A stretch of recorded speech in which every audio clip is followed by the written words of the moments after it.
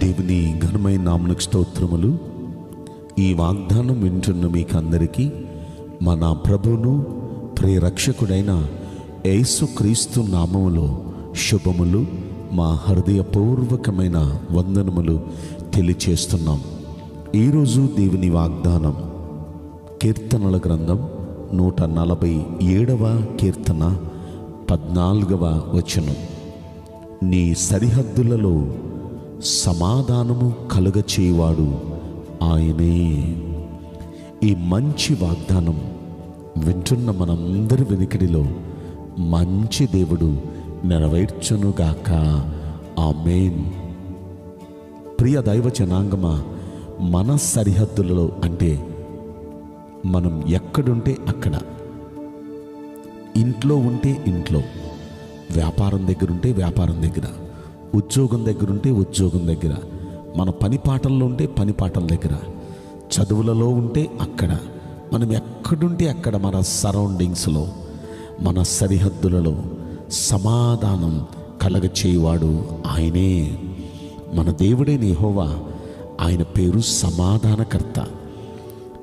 మనకు ఆయన సమాధానం అనుగ్రహించే దేవుడు. ఆయన అంటున్నాడు, నా శాంతిని మీకు అనుగ్రహించుచున్నాను, నా సమాధానం మీకు అనుగ్రహించుచున్నాను. అది లోకమిచ్చున్నట్టుది కాదు, నా శాంతిని మీకు ఇస్తున్నాను అంటున్నారు ఆయన. ఆయన సమాధానం ఎట్లాంటిదంటే, భయంకరమైన పెను తుఫానులో చిన్న దోణిలో ఆయన ప్రయాణం చేస్తుంటే అప్పుడు కూడా ప్రశాంతంగా దోణి అమరమున తలగడగ చేసుకొని నిద్రపోతున్నారు ఆయన. అంటే ఆయన అంత సమాధానకర్త, ఆయన అంత పీస్ఫుల్గా ఉండగలిగిన దేవుడు. సమస్యల నడుము నుండి కూడా మనం వెళుతున్న, సమస్యలు రావు అని బైబిల్లో ఎక్కడ లేదు దేవుణ్ణి నమ్ముకున్న వారికి, కానీ సమస్యల మధ్య నుండి వెళుతున్న సమాధానంగా ఉండగలిగిన ఆ ధన్యత ప్రభు మనకు అనుగ్రహించబోతున్నారు. అదే ఆయన అంటున్నారు, చూడండి, నీ సరిహద్దులలో ఎక్కడుంటే అక్కడ సమాధానం కలగ చేయబోతున్నాడు మన దేవుడైన యెహోవా. అయితే ఆయన అలా కలగ చేయాలంటే మనం ఏం చేయాలి? ఆ పై వచనాలు మనం చూస్తే 12వ వచనంలో యెహోవాను కొనియాడుము అనే మాట మనం చూచాం. అంటే దేవుణ్ణి కొనియాడాలి. కొనియాడటం అంటే ఆయన్ని పొగడాలి, ఆయన్ని కీర్తించాలి, ఆయన్ని స్తుతించాలి, ఆయన్ని గణపరచాలి. ఎక్కడ ఆయన్ని గణపరుస్తారో అక్కడ ఆయన దిగి వస్తాడండి. ఆయన దిగి వస్తే, ఆయన మనతో ఉంటే, ఆయన ఎక్కడుంటే అక్కడ సమాధానమే కదా, ఆయన ఎక్కడుంటే అక్కడ ఆనందమే కదా. ఆయన ఉన్న చోట చీకటి ఉండటానికి వీల్లేదు, చీకటి అనబడిన అపవాది ఉండటానికి వీల్లేదు. అపవాది ఉంటే అన్ని గొడవలే, అపవాది ఉంటే రోగాలు, అపవాది ఉంటే సమస్యలు, అపవాది ఉంటే అన్ని గందరగోళ పరిస్థితులు. కానీ సమాధానకర్త అయిన దేవుడు మనతో కూడా ఉంటే మనం ఎక్కడున్నా సమాధానంగానే ఉంటాం. ఆయన ఒక మాట అంటాడు యెషయా గ్రంథం 43వ అధ్యాయంలో, నీవు జలములలో పడి దాటినప్పుడు నేను నీకు తోడై ఉన్నాను, ఆ జలాలు నిన్ను ముంచలేవు. నీవు అగ్ని మధ్య నడిచినప్పుడు నేను నీకు తోడున్నాను, జ్వాలలు నిన్ను కాల్చలేవు అంటున్నాడు. నిజంగా ఆయన మనం ఎలాంటి పరిస్థితులు గుండా వెళ్ళినా అవి మనల్ని ఏ హాని చేయకుండా మనకు అప్పుడు కూడా సమాధానం ఇవ్వగలిగిన గొప్ప దేవుడు మన దేవుడు. కనుక ఆయన మనకు తోడుగా ఉండి మనతో కూడా ఉండాలి. అంటే ఆయన సమాధానం ఇవ్వాలంటే మనం ఆయన కొనియాడాలి. ఎవరు ప్రభుని గణపరుస్తారో అక్కడ ప్రభు వారితో కూడా ఉంటారు. ఒక మాట చెప్పనా, ఆయన పరలోకంలో ఎందుకున్నారో చెప్పనా, 24 పెద్దలు, 4 జీవులు, కోట్ల కొలదిగా ఉన్న దూతలు అక్కడ రాత్రింబగళ్ళు వారు దేవుణ్ణి కొనియాడుతున్నారు, వారు దేవుణ్ణి కీర్తిస్తున్నారు.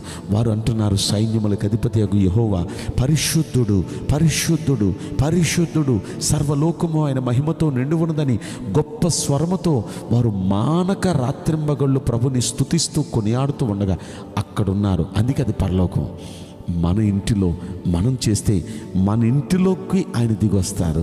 మన ఇల్లును ఒక పరలోకంగా, ఒక స్వర్గంగా మార్చేస్తారు ఆయన.